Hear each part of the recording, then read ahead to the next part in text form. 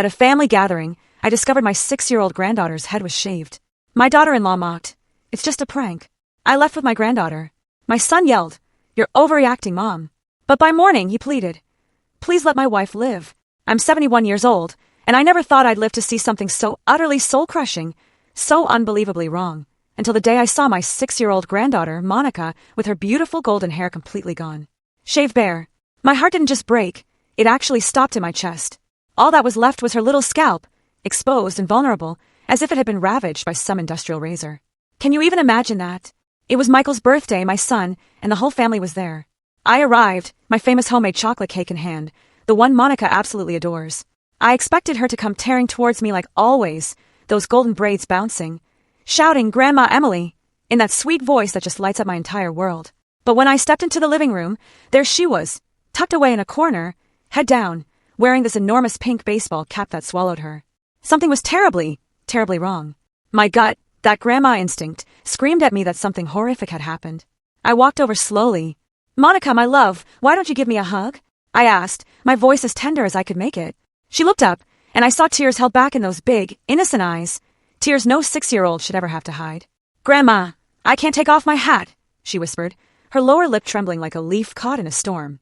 "Mommy says I look ugly without it." My hands immediately started to shake. "What happened to your hair, my little one?" I asked, even though dread was already coiling in my stomach. Very, very carefully, I lifted that pink cap. What I saw, it shattered my soul into 1,000 pieces. Her beautiful blonde hair, the hair I used to comb with so much love every time she visited, had been brutally scalped right to the root. This wasn't a bad salon cut.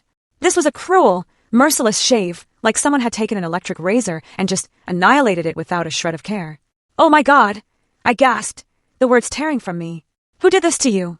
Monica started to cry silently, those silent tears that only come from a completely broken heart. "Mommy did it," she whispered softly, glancing towards her mother. And just then, Paula, my daughter-in-law, appeared, glass of wine in hand, and a smile that froze my blood. "Oh, Emily, did you see Monica's new look?" She laughed, as if nothing was wrong. "Doesn't it look modern? It's the new fashion." "Modern?" I could barely repeat the word. "Paula, how could you do this to a child?" She just shrugged with complete nonchalance. "It was necessary. This kid never wanted to wash her hair. She always cried when I tried to comb it. So, I decided to solve it once and for all. But she's just a 6-year-old girl." I yelled, feeling pure rage clawing its way up my throat. "How could you completely shave her head? It's just hair, Emily. It grows." Paula took another sip of wine, then laughed again. "Besides, it's a joke. Don't you see? She's overreacting. Kids these days are so dramatic. A joke." She called the trauma she'd inflicted on my granddaughter a joke. I looked at Monica, who had hidden behind my legs, trembling like a scared little bird, her tiny hands clutching my coral dress in desperation. "A joke," I repeated slowly, each word turning to poison in my mouth. "You consider humiliating your own daughter a joke?" Paula rolled her eyes. "Oh, Emily, don't be so dramatic. It's just hair. In 2 months, it'll have grown back a little." But I knew my granddaughter. I knew how proud she was of her golden hair. I remembered all those afternoons we spent, carefully brushing it while she told me about school. I remembered how it sparkled when I made her special braids for parties. Her hair was her crown, and Paula had mercilessly torn it off. I scanned the room for my son Michael. I found him in the kitchen, serving drinks, as if nothing had happened, as if his daughter wasn't sitting right here in the living room, with a shaved head and a broken heart. "Michael," I called out, my voice strained. "You knew about this?"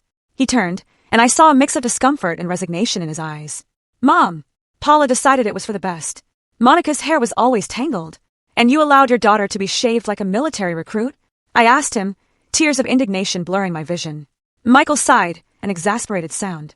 "It's not that big of a deal, Mom. It's just hair. Just hair." Those 2 words echoed in my mind like a torturous sound. For them, it was just hair.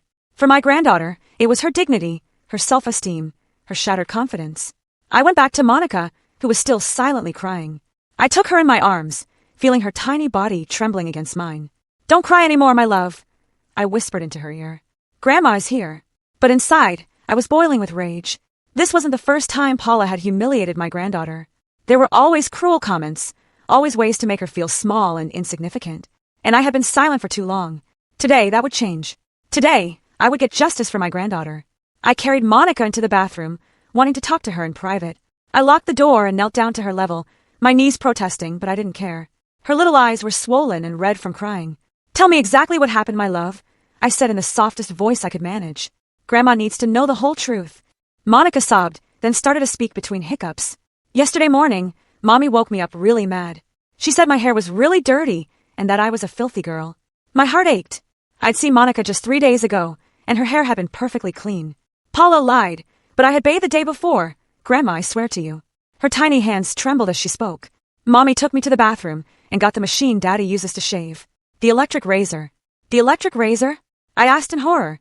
Monica nodded. She told me to stay still, or she was going to hurt me. I cried a lot, Grandma. I cried and begged her to stop, but she kept going and going until all my hair was on the floor. Tears streamed down my own cheeks.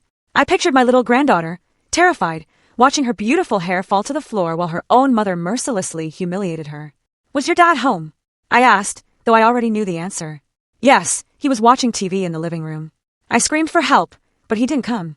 Monica looked at me with those innocent eyes full of pain.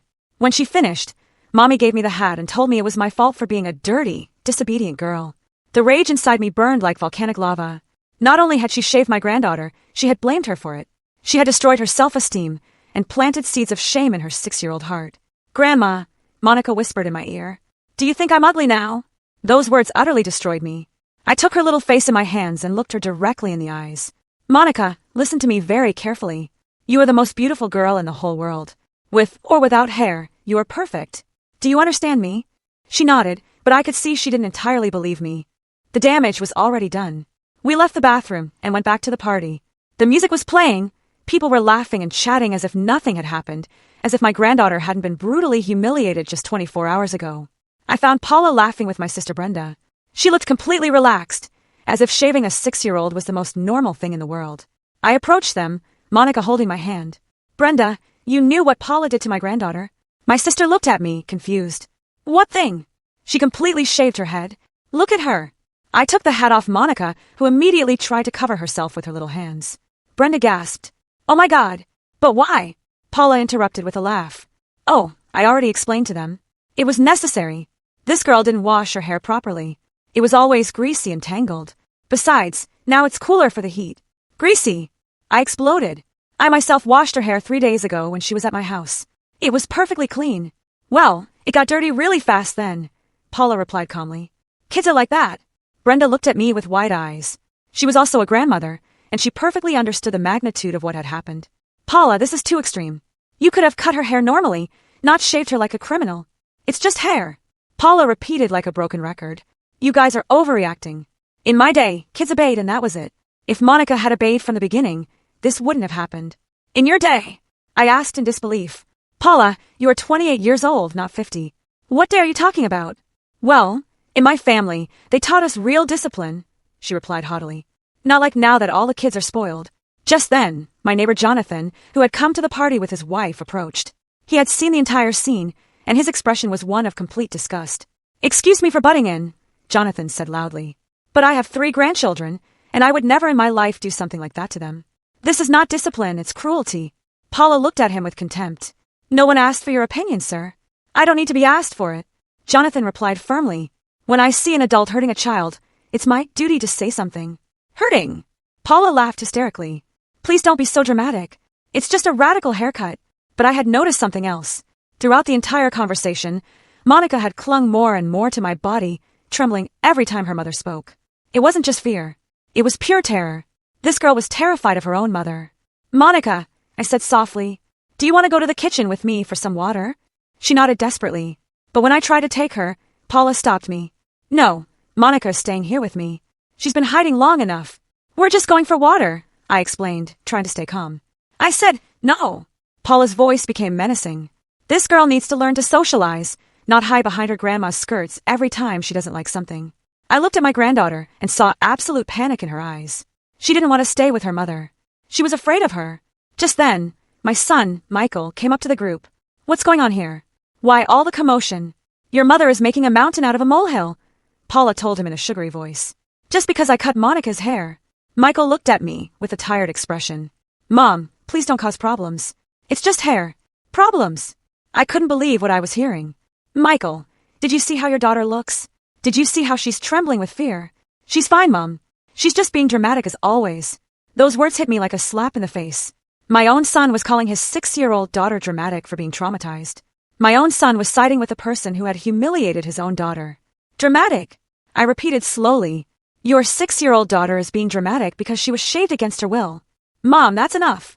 Michael looked at me with irritation. Paula is her mother, and she has the right to decide about her hair. You have no business getting involved. I felt as if I had been punched in the stomach. My son, my own son, was defending the indefensible. He was choosing his wife over his daughter's well-being. I looked at Monica, who was now crying silently again. I looked at Paula, who was smiling with satisfaction. I looked at Michael, who avoided my gaze. And in that moment, I knew exactly what I had to do. I wasn't going to let my granddaughter spend one more second in that toxic environment. I wasn't going to let them continue to humiliate her while I stood by. I took Monica's hand firmly. We're leaving. What do you mean, you're leaving? Paula blocked my way, arms crossed. Monica is staying here. It's her father's birthday party, and she's not going to leave just because you're having a tantrum. It's not a tantrum, I replied in a firm voice, keeping Monica protected behind me. It's protecting my granddaughter from more humiliation. Humiliation. Paula laughed, that fake laugh that got on my nerves. Emily, I think you need to calm down. You're seeing ghosts where there are none. But I had seen enough. For the past 2 years, since Michael married Paula, I had noticed disturbing changes in my granddaughter. Monica had stopped being the cheerful, spontaneous girl I knew. She had become quiet, timid, always apologizing for everything. Ghosts, I repeated. You know what? You're right. I've been seeing things I prefer to ignore. I knelt down next to Monica and spoke softly to her. My love, do you remember when you told me you didn't want to stay over at Mommy and Daddy's house anymore? Monica nodded shyly. Paula immediately tensed up. Why did you tell me that, my sweetie? I continued to ask, even though I already suspected the answer. Because Mommy gets really mad, Monica whispered. And when she gets mad, she says ugly things to me. What kind of ugly things? Paula interrupted abruptly. That's enough. I'm not going to let you manipulate my daughter against me. Manipulate? I asked, standing up. I'm just asking why my granddaughter is afraid to be in her own house. She's not afraid, Paula yelled. She's making things up because you spoil her too much. But Monica began to speak in a trembling voice. Mommy says I'm a bad girl. She says it's my fault Daddy doesn't love her as much as he used to. I felt my blood run cold. What else does she say to you, my love? She says I'm just as annoying as Grandma Emily. That we're both busybodies who ruin everything. My granddaughter's words dropped like bombs in the middle of the room. Brenda put her hands to her mouth. Jonathan shook his head, visibly annoyed. Paula turned red as a tomato. That's not true. This girl is lying. A 6-year-old girl is lying about something so specific? I asked incredulously. A girl who doesn't even know how to invent complicated lies? Yes, because you're manipulating her. Just then, Michael appeared with a beer in his hand, clearly annoyed by the interruption to his party. What's going on now? Why all the yelling? Your wife has been saying horrible things to your daughter, I explained, trying to maintain my composure. And now it turns out the girl is lying. Michael sighed in exasperation. Mom, Paula wouldn't say ugly things to Monica. You're the one who's drawing exaggerated conclusions. Exaggerated? I exploded. Michael, look at your daughter. Look at her shaved head. Look at her trembling with fear. She's trembling because you're scaring her with all these questions. Michael replied, without even looking at Monica. You're creating unnecessary drama.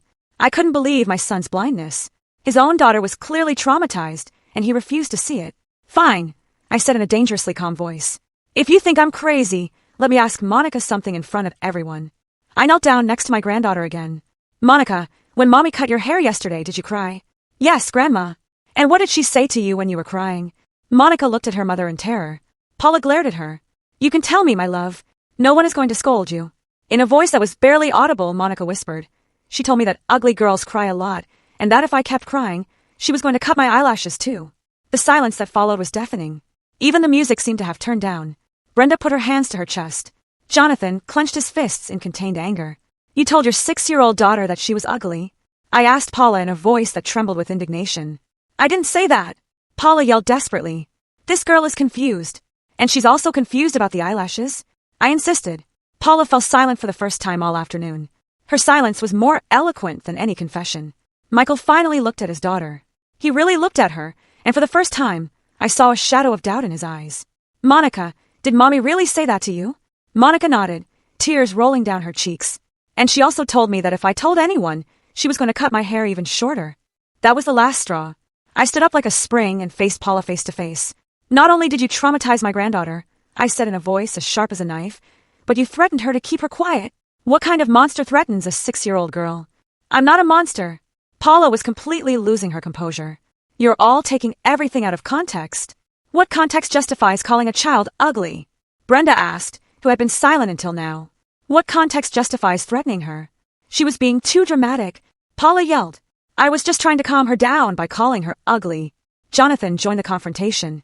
Ma'am, that's not calming a child down. That's psychological abuse. Don't get involved in what doesn't concern you. Paula was completely out of control now. This is my family. Your family. I asked with contempt. Is that how you treat your family? By humiliating them, threatening them, destroying their self-esteem. Michael finally reacted, but not as I had expected. That's enough, everyone, he yelled. This is my house and my party. If you don't like how we raise our daughter, you can leave. My words were stuck in my throat. My own son was kicking me out of his house for defending his daughter. How we raise our daughter. I repeated slowly. Michael, you consider shaving a 6-year-old girl's head and calling her ugly to be parenting? It's discipline. Michael replied, but his voice sounded less sure than before. Paula is trying to teach her good habits. What good habits? I exploded. The habit of being afraid? The habit of thinking she's ugly? The habit of staying quiet when she's being hurt? Monica began to cry louder, clinging to my coral dress desperately. The sound of her sobs filled the entire room. Paula took advantage of the moment to attack again. See? Now you've made her cry more. This is all your fault for coming and causing problems. But I had made a decision. I looked my son directly in the eyes and told him with all the coldness I could muster, Michael, if you consider defending your daughter to be causing problems, then you clearly don't know me at all. I took Monica in my arms. She clung to me as if I were her lifeboat in the middle of a storm. We are leaving right now, and we are not coming back until this situation changes completely. You can't take her. Paula yelled. She's my daughter. She is my granddaughter.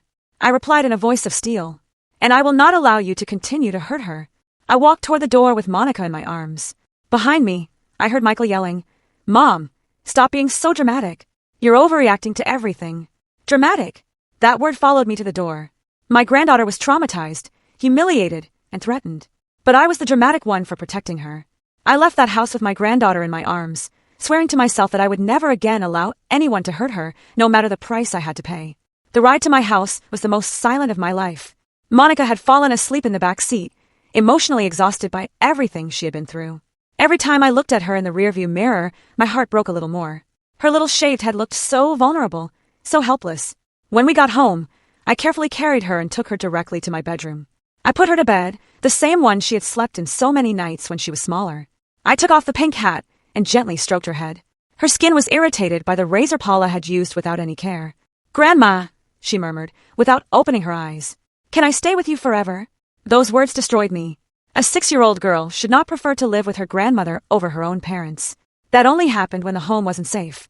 Of course, my love, I whispered, even though I knew it was legally impossible. You will always be protected here. Monica fell into a deep sleep. I stayed watching her, remembering all the signs I had ignored during these 2 years. The behavior changes, the fear in her eyes when Paula scolded her, the way she had become so quiet and obedient. How had I not seen it before? How had I allowed my granddaughter to suffer in silence for so long? My phone began to ring. It was Michael. I let it ring until it cut off. He called back immediately, and again and again. Finally, I answered. What do you want, Michael? Mom, you have to bring Monica back right now. His voice sounded authoritative, as if I were an employee who had disobeyed orders. No, I replied simply. What do you mean, no? She's my daughter, Mom. You can't just take her like that. Your daughter. I laughed bitterly. Since when do you act like she's your daughter? You've been letting your wife mistreat her for 2 years. Paula doesn't mistreat her. She's just strict. Michael. I listened to him, then my voice became dangerously calm. Your wife shaved your daughter's head, called her ugly, threatened her, and has been psychologically traumatizing her for months. Is that being strict? You're overreacting to everything as always. As always.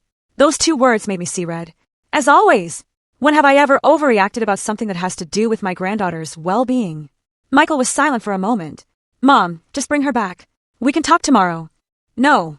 Monica is staying with me until you guys solve this problem. You have no right. Michael yelled. Paula is her mother. And where were you when your wife was shaving your daughter's head? I asked him. Where were you when she was crying and begging for help? Another uncomfortable silence. I didn't know it was going to be so drastic. You didn't know.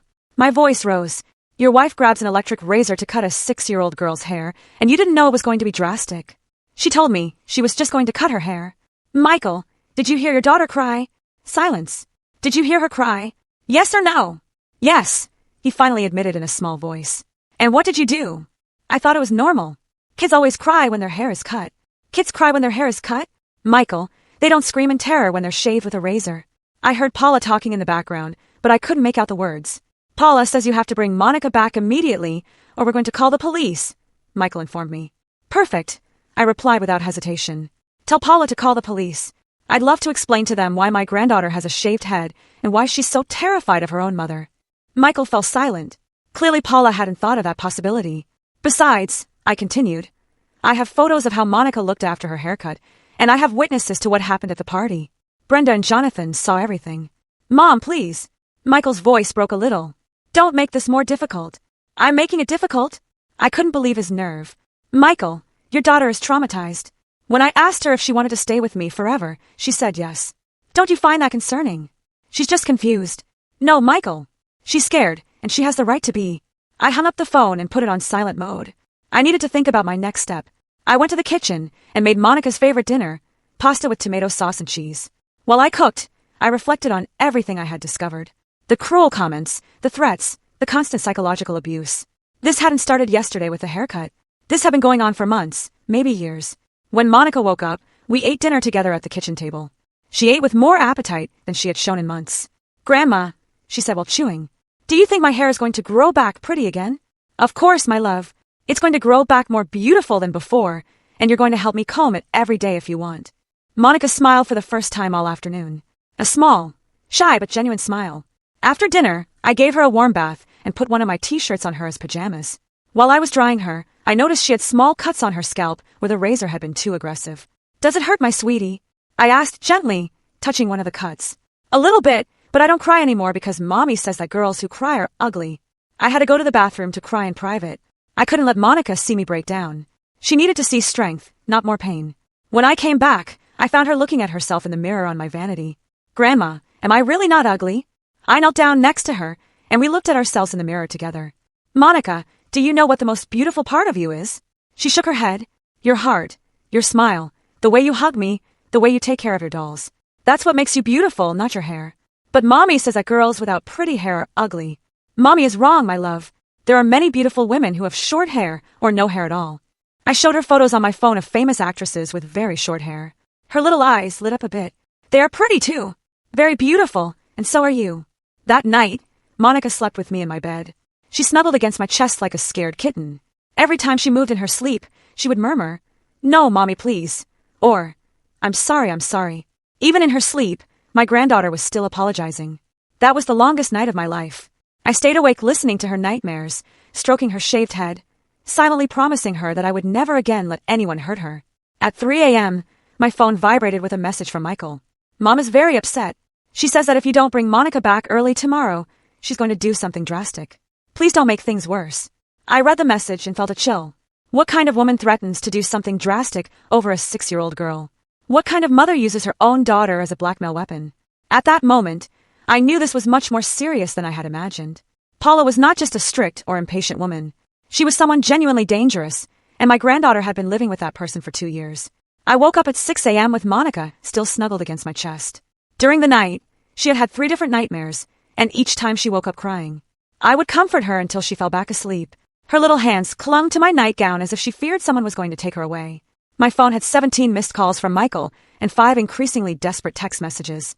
The last one, sent at 5 a.m., said, "Mom, Paula hasn't slept all night. She's walking around the house like crazy. Please bring Monica back. I'm begging you." I carefully got up so as not to wake my granddaughter and went to the kitchen to make coffee. I needed to think clearly about what to do next. While the coffee was brewing, my phone rang again.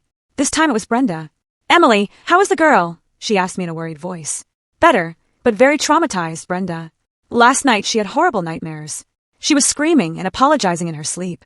Oh my God, this is much worse than we thought." "Worse how?" Brenda sighed deeply. "After you left yesterday, I stayed and talked with some cousins. It turns out that Monica told our cousin Veronica a month ago that her mommy punished her by cutting her hair a little bit each time she misbehaved. I felt as if I had been hit with a hammer." "What?" Veronica thought the girl was exaggerating, but now it all makes sense. Paula has been using Monica's hair as punishment for months, and no one told me anything. My voice rose dangerously. Veronica thought it was just kids being kids, you know how they are. But yesterday, when she saw Monica completely shaved, she realized the girl was telling the truth. I hung up the phone, my hand shaking with rage. It wasn't just the cut from yesterday.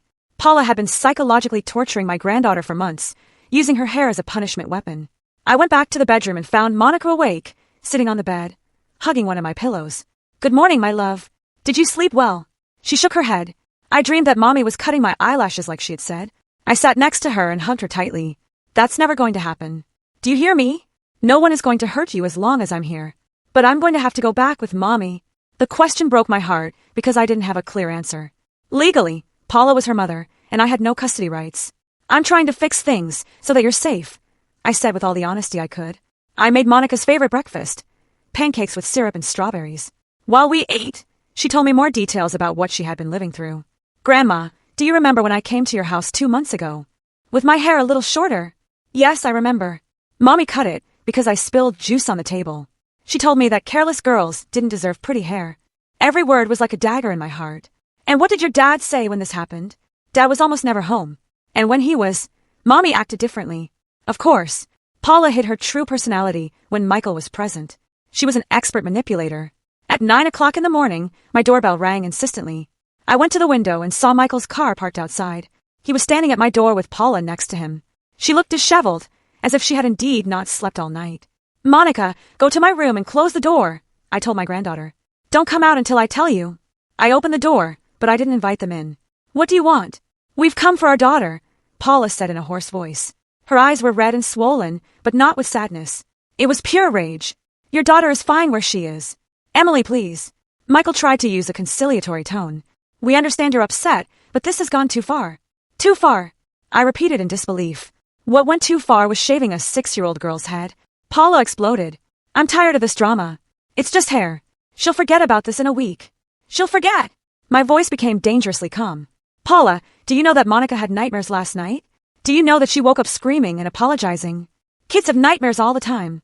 And do you know that she asked me if she could stay with me forever because she's afraid to come back with you?" For the first time, I saw a shadow of doubt cross Michael's face. "She really said that? Really?" "Your daughter is afraid of you," I told Paula directly. "That's a lie." Paula yelled. "You're manipulating her against me." "I don't need to manipulate her. Your behavior speaks for itself." Just then, Jonathan appeared in his yard. Seeing us arguing, he approached the fence that separated our houses. "Everything okay, Emily?" he asked in a protective tone. "Everything's perfect, Jonathan. I'm just protecting my granddaughter." Paula turned to Jonathan in a fury. "Mind your own business. When I see a child being mistreated, it is my business." Jonathan replied firmly. "No one is mistreating anyone." Paula yelled, but her voice sounded hysterical. "Ma'am," Jonathan spoke in a calm but firm voice. "Yesterday, I saw that child with her head completely shaved, trembling with fear." "That's not normal." Michael finally spoke. "Jonathan, I understand your concern, but it's our family. And that's precisely why you should care more." Jonathan replied, "I have 3 grandchildren, and I've never seen any of them as scared as that child was yesterday." Paula was completely losing control. "All of you are crazy. It's just a haircut. In other countries, they shave kids all the time." "In other countries?" I asked her. "Paula, what countries are you talking about?" "Military prisons." "That's enough." Michael finally exploded. "Mom, you have to give Monica back right now. She's my daughter. End of story." "Your daughter?" My voice became sharp. "Since when do you act like she's your daughter? Where were you when she was being shaved? Where were you when she was called ugly?" Michael fell silent, but Paula took advantage to attack. "Emily, you're making that child sick with your ideas. You're creating problems where there are none. Problems where there are none." I laughed bitterly. "Paula, your daughter asked me yesterday if she was ugly. A 6-year-old girl shouldn't even know that word applied to herself. Kids say a lot of silly things." "Silly things?" Jonathan joined the conversation again. "Ma'am, yesterday I heard that child telling her grandmother that you threatened to cut her eyelashes, and she was still crying. Are those silly things too?" Paula turned pale. She hadn't expected there to be witnesses to that confession. "I didn't say that exactly." "What did you say exactly?" I asked her. Paula stammered for the first time since I had known her. "I was just trying to calm her down by threatening her." Michael finally reacted. "Paula, did you really say that to Monica?" "It was a joke." Paula yelled desperately. "The whole thing was a joke. This family doesn't understand humor." "A joke?" Jonathan shook his head. "Ma'am, shaving a child and threatening her is not humor. It's cruelty." Just then, I heard Monica crying from my room. She had heard the yelling and had gotten scared. "Look what you've done," I told them with contempt.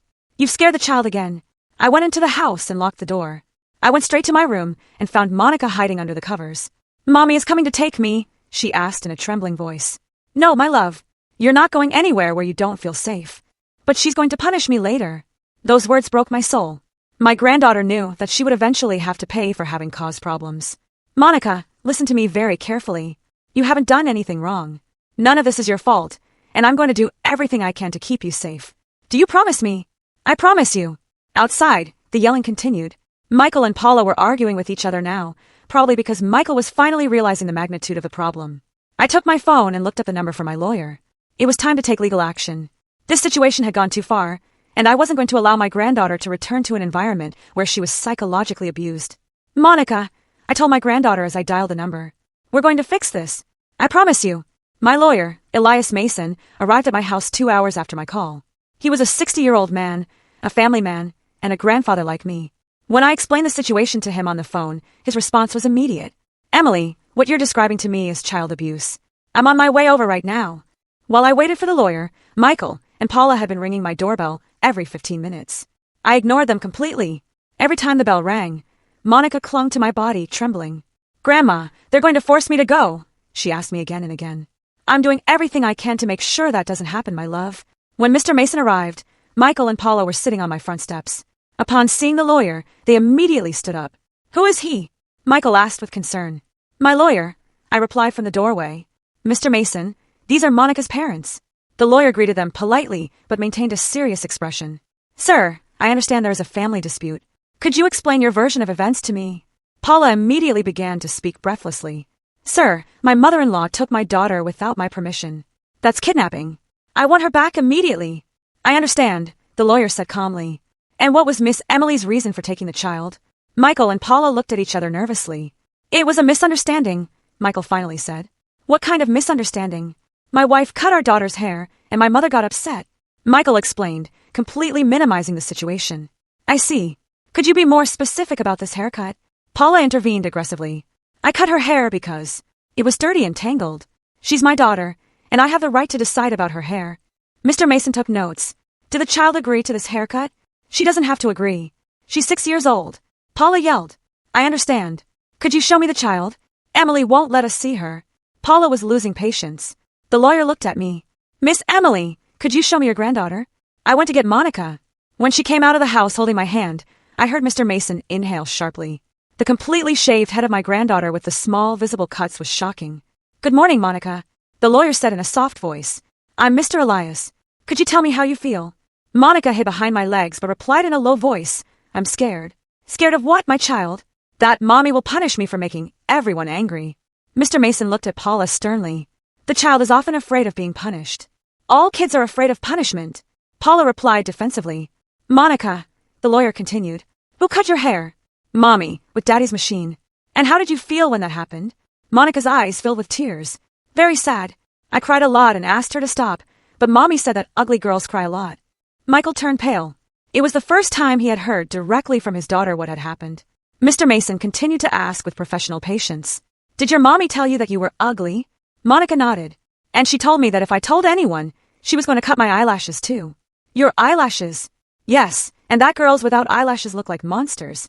The silence that followed was absolute.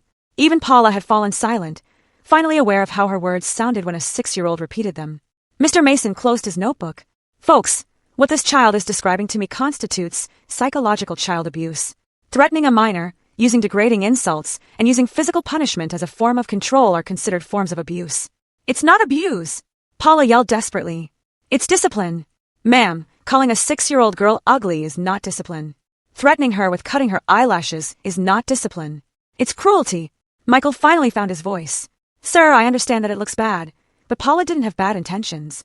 "Intentions don't matter when the result is psychological trauma," the lawyer replied firmly. "This child shows clear signs of traumatic stress."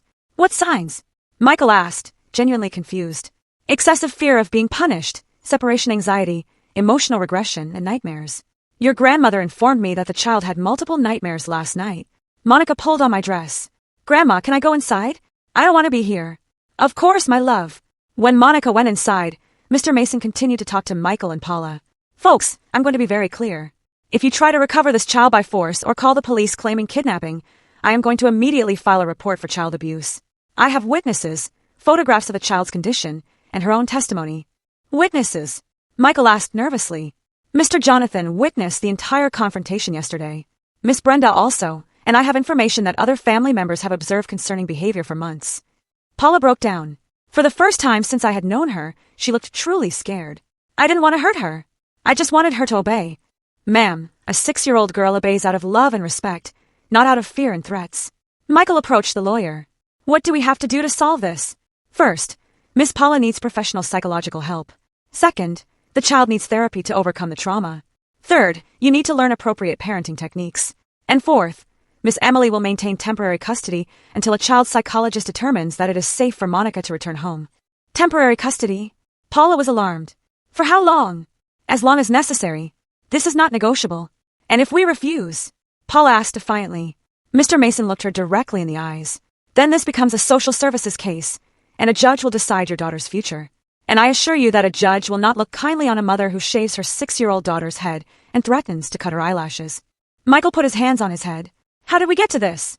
You got to this because you allowed the abuse to continue for months, the lawyer replied bluntly. Miss Emily informed me that this was not an isolated incident. What do you mean? Michael asked. Your daughter told family members a month ago that her mother punished her by cutting her hair a little bit each time she misbehaved. This is a pattern of behavior, not a single mistake. Michael looked at Paula in horror. Is that true? Paula began to cry. I thought it was a good way to teach her that actions have consequences. Cutting her hair as punishment. Michael was beginning to understand the magnitude of the problem.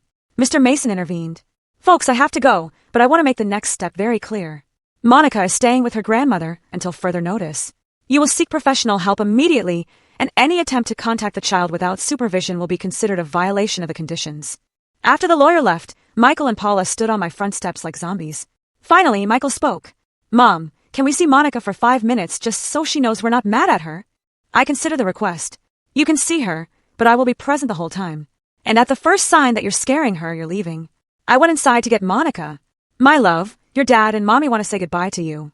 Are you okay with that? Monica nodded nervously. Are they going to be mad at me? No, my sweetie. They just want to say goodbye. We went out together. Michael knelt down to Monica's level, tears in his eyes. Monica, Daddy wants you to know that he's not mad at you. None of this is your fault. It's okay. Monica nodded without speaking. Can Daddy give you a hug? Monica looked at Paula with fear. Then she looked at me. I nodded reassuringly. Michael hugged his daughter softly. I love you very much, Monica. We're going to fix this. I promise. When they separated, Paula approached shyly. Monica, I'm sorry. Mommy was wrong. It was the first time Paula had apologized for anything. Monica looked at her with those big, wise eyes that children who have suffered too much have. You're not going to cut my hair anymore? My granddaughter asked. No, my love. Never again. And you're not going to call me ugly? Paula began to cry. No, my sweetie. You are beautiful. Mommy was terribly wrong. For the first time, I saw real humanity in Paula. For the first time, she seemed to understand the damage she had caused. But the damage was already done, and healing was going to take a long time. The first few days after the confrontation with the lawyer were strangely calm. Michael and Paula had disappeared completely, following the legal recommendations to seek professional help before attempting any contact with Monica. My house had become a safe haven where my granddaughter was slowly beginning to heal. Monica and I established a new routine. Every morning, we had breakfast together while we planned the day. I had transformed my office into a temporary bedroom for her, decorating it with her favorite colors and buying new toys. I wanted her to feel at home, not like a temporary guest. Grandma, she told me one morning while we were having breakfast, my hair has grown a little bit. I went to examine her little head. Indeed, a soft golden fuzz was beginning to appear. Yes, my love, it's growing. Do you want me to put a special cream on it to make it grow faster? Her little eyes lit up. Does that cream really exist? Of course it does. And there are also special vitamins for hair. It was a lie, of course, but I bought organic coconut oil and children's vitamins. Every night, we turned massaging the oil into her scalp into a special ritual. She would sit in front of the mirror while I gently massaged her head, telling her stories about princesses who had also lost their hair because of evil witches, but who had gotten it back more beautiful than before. On the 4th day, my phone rang. It was Michael. Mom, how is Monica? Better. She's starting to smile again. Could I talk to her on the phone just for 5 minutes? I miss her so much. I looked at Monica, who was coloring at the kitchen table. Monica, your dad wants to talk to you on the phone. Do you want to? She stopped coloring and looked at me with uncertainty. Is Mommy going to talk too? Just Dad, I assured her. Monica nodded and took the phone with her small hands. Dad! From where I was sitting, I could hear Michael's broken voice. Hello, my princess. How are you? Good. Grandma is taking very good care of me. She's massaging my head, so my hair grows. I'm so happy to hear that. Daddy misses you very much. I miss you too, Daddy. When are you going to come see me? There was a long pause. Soon, my love. Daddy is learning new things to be a better dad. And Mommy. Another pause. Mommy is learning too. She loves you very much and is very sad for having hurt you. Monica was pensive. Is Mommy really sad? Very sad, I think so, my love. Sometimes we adults do very ugly things because we don't know how to handle our feelings, but that doesn't mean what they did was okay. And what if Mommy really changes? It was a difficult question. Monica, real change takes a long time. It's not something that happens overnight. Like my hair. Exactly like your hair. It grows little by little, day by day. That same afternoon, I received an unexpected call. It was Dr. Veronica Herrera, a child psychologist that Mr. Mason had recommended. Miss Emily, I understand you have your granddaughter in temporary custody due to a situation of abuse. That's right, doctor. I'd like to schedule an evaluation with the child to determine the level of trauma and design a treatment plan. Would it be possible for you to come in tomorrow? Of course. Will Monica be comfortable? She gets scared easily with strangers now. I understand perfectly. I have a lot of experience working with children who have suffered trauma. My office is designed specifically for them to feel safe. The next day, I took Monica to her first appointment with the psychologist. The office was beautiful, full of colorful toys and storybooks. Dr. Herrera was a middle-aged woman with a genuine smile and a very soft voice. Hello, Monica. I'm Dr. Veronica, but you can call me Dr. V. Do you like to play? Monica nodded shyly, holding my hand. Do you want your grandmother to stay here with you while we play? Yes, please. For the next hour, I watched as Dr. Herrera worked with my granddaughter. It was not a session of direct questions, but a play session where Monica could express her feelings through dolls and drawings. At one point, Monica took a doll and began to cut its hair with toy scissors. What's happening to the doll? The doctor asked softly. Her mommy is punishing her because she misbehaved. And how does the doll feel? Very sad and ugly. The doctor took notes discreetly. Did the doll do something very bad? Monica thought for a moment. No, she just spilled water. And do you think spilling water deserves that punishment? I don't know. Mommy says it does. When the session ended, the doctor asked to speak with me in private while Monica played in the waiting room. Miss Emily, your granddaughter shows clear signs of psychological trauma. Her self-esteem is severely damaged, and she has a distorted perception of what behaviors deserve punishment. How serious is it? It's serious, but not irreversible. Children are very resilient. With consistent therapy and a safe environment, Monica can recover completely. How long will it take? Months. Possibly a year. And that's just for Monica. The parents also need intensive therapy before it's safe for her to return home. That afternoon, while Monica was taking a nap, I reflected on everything I had learned. My granddaughter had not only suffered the trauma of the haircut, she had been living in a constant state of fear and anxiety for months, never knowing what normal behavior could result in humiliation or punishment. My phone rang. It was Brenda. Emily, how are things going? Better, but it's a slow process. The psychologist says it's going to take months. What about Michael and Paula? Michael has been calling every day to talk to Monica. He sounds genuinely regretful, but I haven't heard anything directly from Paula. Well, I have news about that. I ran into Paula's sister at the supermarket yesterday. And what did she tell you? That Paula is in intensive therapy. Apparently, she's going 3 times a week and is taking medication for anxiety. Medication? Yes. Apparently, she has impulse control problems that had never been diagnosed. The sister says Paula grew up in a very strict home where physical and psychological punishments were normal. That information made me think. It didn't justify what Paula had done, but at least it explained where her behavior came from. And how is Michael reacting to all of this? According to the sister, he's devastated. He realized that he had been ignoring signs for years. He's in individual therapy, and he's also going to parenting classes. That night, while I was reading a story to Monica before bed, she surprised me with a question. Grandma, do you think I'll ever be able to forgive Mommy? It was a very deep question for a 6-year-old girl. Do you want to forgive her? Monica thought for a moment. Sometimes I do, but sometimes I'm still scared. It's okay to be scared, my love, and it's okay not to be ready to forgive yet. But if I don't forgive her, am I a bad girl? No, my sweetie. Forgiveness is something you can only do when you feel ready and safe. You don't have to rush. And what if I never feel ready? Then you never have to do it. Forgiveness is a gift you give when you want to, not when others need it. Monica nodded, satisfied with my answer. She fell asleep peacefully that night, without nightmares, for the first time since she came to my house. But I stayed awake thinking about the future. What would happen if Paula really changed? What would happen if she didn't? Would Monica have to grow up divided between her love for her father and her fear of her mother? Only time would tell. But one thing was for sure. As long as I had a voice and a vote, my granddaughter would never again suffer in silence. 3 weeks after the incident, I received a call that would change everything. It was Mr. Mason, my lawyer, and his voice sounded worried.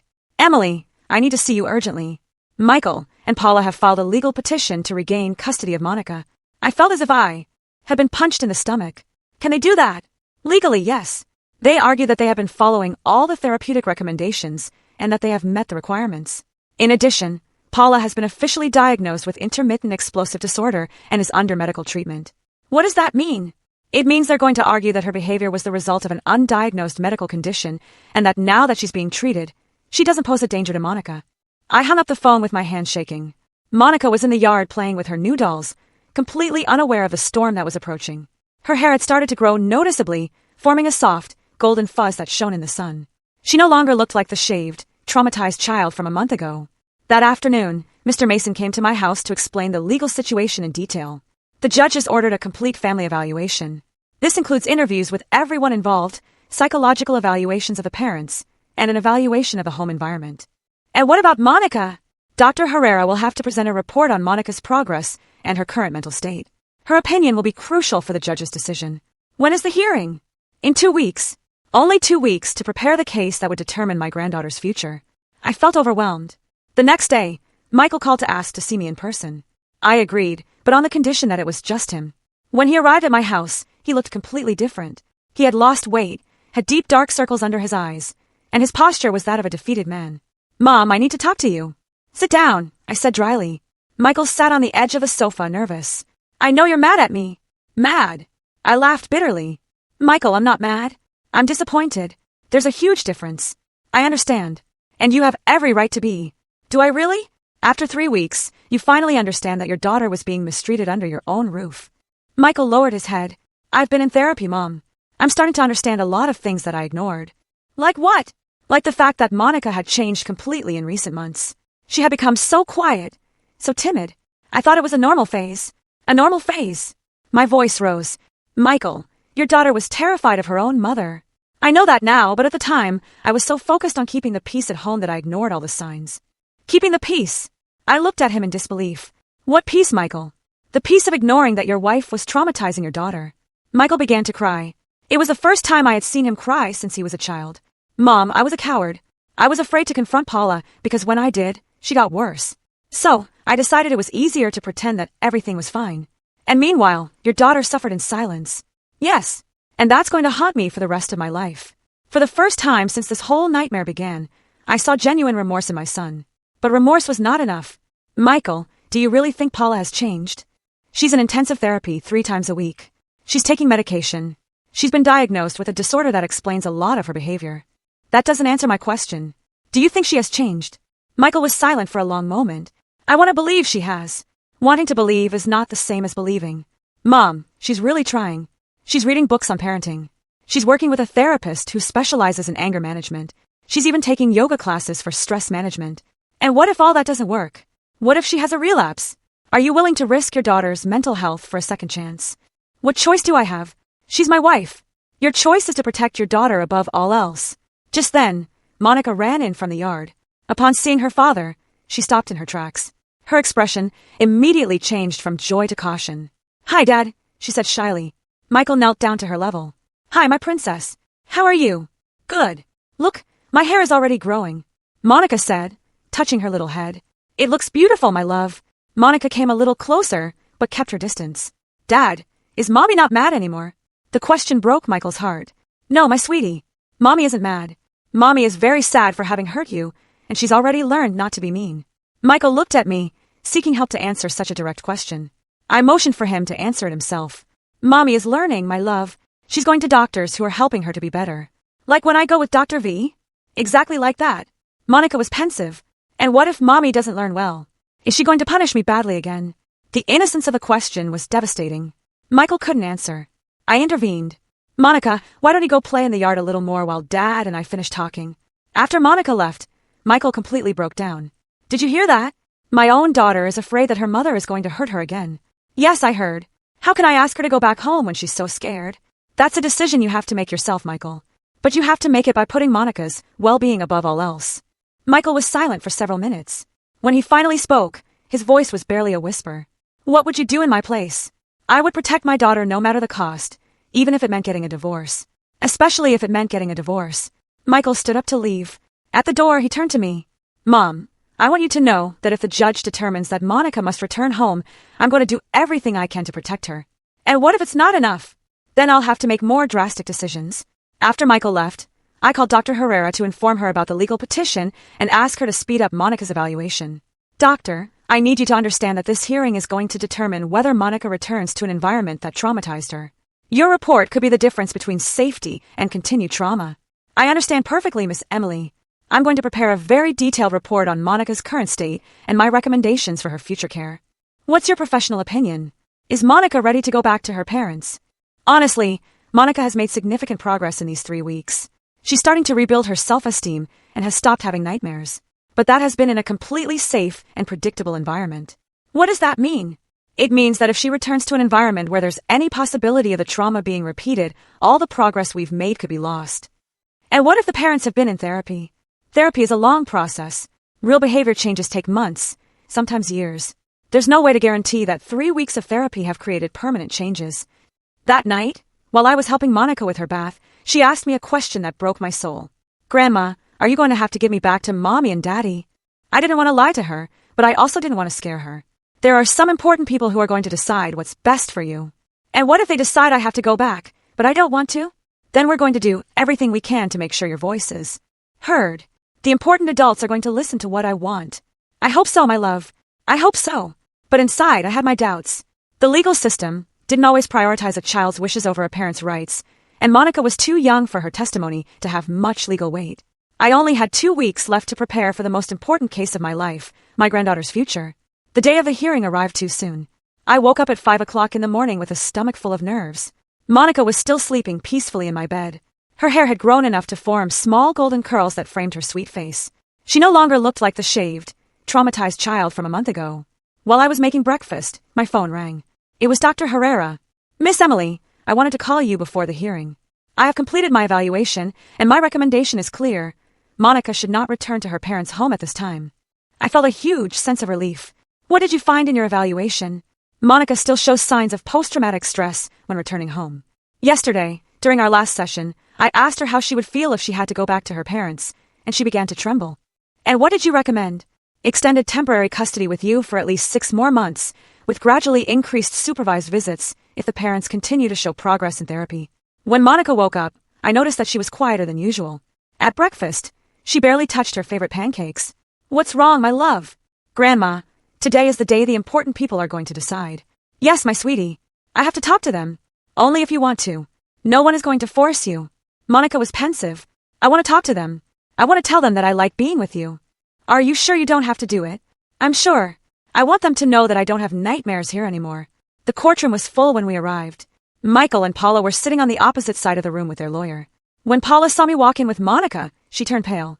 My granddaughter looked beautiful in a coral dress we had bought together, and her freshly washed hair was shining under the fluorescent lights. Paula looked different, too. She had lost weight, and her hair was styled conservatively. Her eyes, which used to always show that cruel arrogance, now looked dull and nervous. Michael came up to me before the hearing began. Mom, I want you to know that no matter what happens today, I thank you for everything you've done for Monica and Paula. Michael looked at his wife. Paula is grateful, too. She wants to talk to you. I have nothing to talk about with her. Please, Mom. Just 5 minutes. Against my better judgment, I agreed. Paula approached shyly, as if she were the scared child. Emily, I want to apologize. It's not me you have to apologize to. I already apologized to Monica, but I also need to apologize to you. I know I did unforgivable things. I looked her directly in the eyes. Do you really understand it, Paula? Or are you just saying what you think I want to hear? I've been in therapy for a month. I've been taking medication. For the first time in my life, I can clearly see what I did. Her eyes filled with tears. I traumatized my own daughter. I made her feel ugly and scared. What kind of monster does that? It was the first time I had heard her take real responsibility. And what guarantee do I have that it won't happen again? None, Paula admitted. I can't promise you that I'll never have another episode. But I can promise you that now I have tools to manage my anger. And I can promise you that if I feel like I'm going to lose control, I'm going to walk away. And what if Monica doesn't want to come back with you? Paula broke down. Then I'll have to live with the consequences of my actions. But I hope that someday she can forgive me. When the hearing began, the judge was an older man with a serious expression. First, he listened to the testimony of Michael and Paula's lawyer, who presented all the medical and therapeutic documentation that showed the family's progress. Your Honor, the lawyer said, my client has been diagnosed with intermittent explosive disorder, a condition that had not been previously identified. She is under intensive medical and psychological treatment. She has completed classes in anger management and positive parenting techniques. Then it was Mr. Mason's turn. Your Honor, progress on paper does not guarantee this child's safety. Monica suffered severe psychological trauma that is documented by a specialized child psychologist. Dr. Herrera was called to testify. Her testimony was devastating for Michael and Paula's case.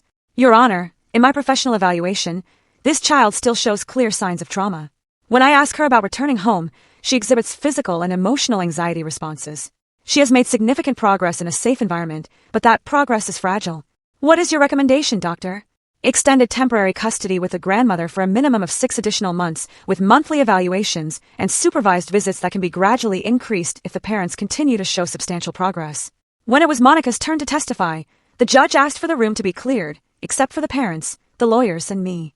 Monica sat in a special children's chair next to the judge. Hello, Monica. I'm Judge Robert. Do you know why we're here? Yes, sir. To decide if I have to go back with Mommy and Daddy. And what do you want? Monica looked at her parents, then at me. I want to stay with my grandma. Why? Because with my grandma, I'm not scared. I sleep all night without nightmares. And my grandma never tells me I'm ugly. The judge took notes. Are you afraid of your mommy? Monica nodded. A little bit. Before I was very scared, but now just a little bit. And of your daddy? I'm not afraid of Daddy, but Daddy didn't protect me when Mommy hurt me. Michael covered his face with his hands. Those simple words from his 6-year-old daughter perfectly summarized his failure as a father. What happened to your hair, Monica? Mommy cut it all with Daddy's machine because she said I was a dirty girl, but I had bathed the day before. And how did you feel? Very sad and ugly. Mommy told me that girls without pretty hair are ugly. Did your mommy say anything else? She told me that if I told anyone, she was going to cut my eyelashes too.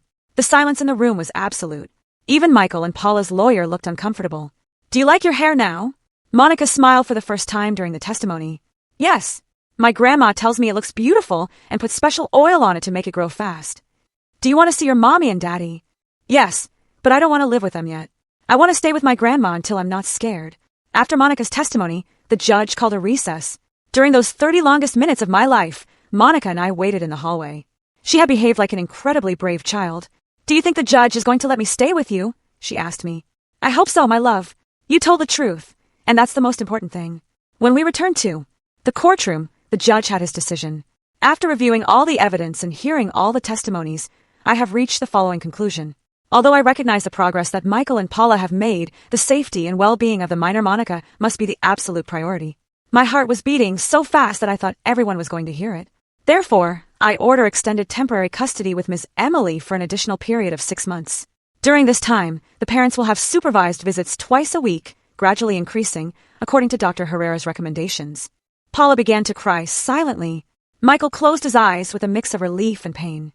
In addition, the judge continued, the parents must continue with intensive individual and family therapy. There will be monthly evaluations, and any incident that puts the minor's well-being at risk will result in the immediate termination of all visitation rights. When we left the courthouse, Monica took my hand and looked at me with those wise eyes that had seen too much for her age. Grandma, does this mean I'm going to be safe? Yes, my love. This means you're going to be safe. That night, as I tucked Monica into bed, she asked me one last question. Do you think I'll ever be able to live with Mommy and Daddy again? I don't know, my sweetie. But I do know that when that day comes, if it comes, you'll be ready and you'll be safe. And you'll always have your protecting grandma. Always, my love. No matter what happens, I will always protect you. Monica fell asleep with a smile on her face. Her golden hair was spread on the pillow like a halo. She was no longer the traumatized child who had arrived at my house a month ago. She was a child who was learning to be strong, to use her voice, and to know that she deserved to be loved and protected. And I had kept my promise.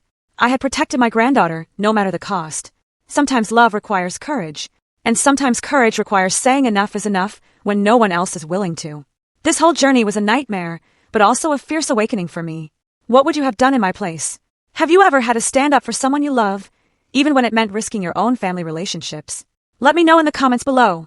I'm genuinely curious to hear your thoughts.